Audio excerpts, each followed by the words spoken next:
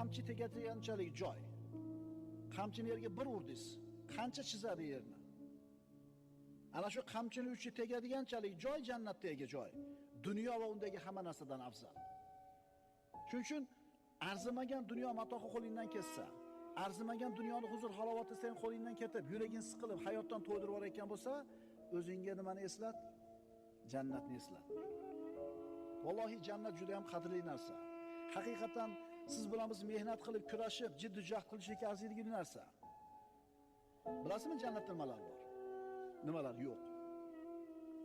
Kasallik yo'q, kiyimlarda chirib ketishi yo'q, o'lim yo'q, qarilik yo'q, abadiy yoshlik, ichi tashi ichidan ko'rinib turadigan xonalar, ko'z ko'rmagan, quloq eshitmagan ne'matlar, ovozi musiqa bo'lgan ohu ko'z hurlar.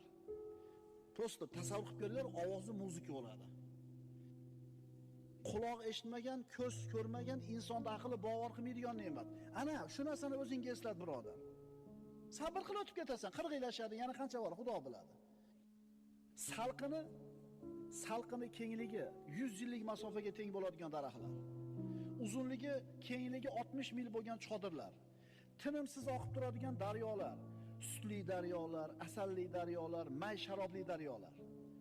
Baland qasrlar, mevalar yaqin bog'lar, ko'tarilgan so'rilar, tizib qo'yilgan qadahlar, terib qo'yilgan yostiqlar, to'shab qo'yilgan gilomlar, xursandchiligi mukammal bo'lgan joy, shodligi ulkan bo'lgan maskan, xushbo'y hidlari 500 yillik masofadan kelib turadigan joy, vasfi ulug', Allohning diydori ko'riladigan joy jannat. Mana shu narsani o'zingga eslat. Ozgina sabr qil, o'tib ketasan. Bizga nima bo'ldiki, ana shu oxirat diyori haqida fikr qilmay qo'yamiz? Bizga nima bo'ldiki, shu dunyoda arzimagan matohi bizni ko'nglimizni cho'ktirib tashlaydi. Birodar, hayotdan zerikkan bo'lsang, g'amlar to'yg'izgan bo'lsa, joningdan to'yib ketib doddaga kelayotgan bo'lsa, o'zingga jannatni eslat. Endi Alloh taoloning huzuridagi ne'matlar. Birodarlar, u ne'matlarning sanog'i yo'q, miqdorining chegarasi yo'q. Abadiy yoshlik, abadiy sog'lik, abadiy qasrlar, bog'lar nihoyasi yo'q. Rosa puling ko'paydi 60 ga kirganingda, 50 ga kirganingda. Hamma yo'qing bor, o'sha qarisan o'sha sen.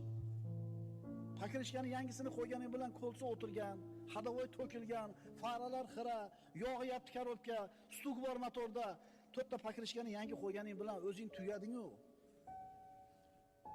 Unga yo yetasan yo yetmaysan. Lekin sen oxiratni o'ylaginda abadiy yosh bo'lasan. Erkaklar 33 yoshda bo'ladi erkaklar. Ayollar 18 yoshda bo'ladi. Hech kim qarimaydi. Uyga ketish kerak degan g'am yo'q.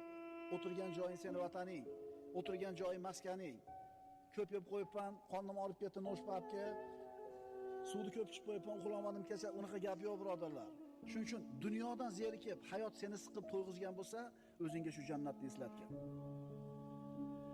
Aqlingni ishlatib ko'r birodar. Fikr qil. Qaysi hovli uchun ishlashlik to'g'ri bo'ladi? Qaysi hovlini g'amini qilishlik to'g'ri bo'ladi? O'zingga jannatni eslat. Hayotdagi musibatlar seni uchun yengil bo'lib qoladi. Modomiki sabr bilan, iymon bilan, qanoat bilan yashar ekansan, jannat seniki bo'lar ekan. Modomiki shunday ekan, bu musibatlar nima degan narsa? Payg'ambarimiz sollallohu alayhi vasallam aytadilar, jannatga jannatiylar kirganda nido qiluvchi nido qiladi. Ey jannat ahli, sizlar bu yerda yashaysizlar, hech qachon bu yerdan chiqmaysizlar. Abadiy tirik bo'lasizlar, hech qachon o'lmaysizlar. Doim sog'lom bo'lasizlar, hech qachon kasal bo'lmaysizlar.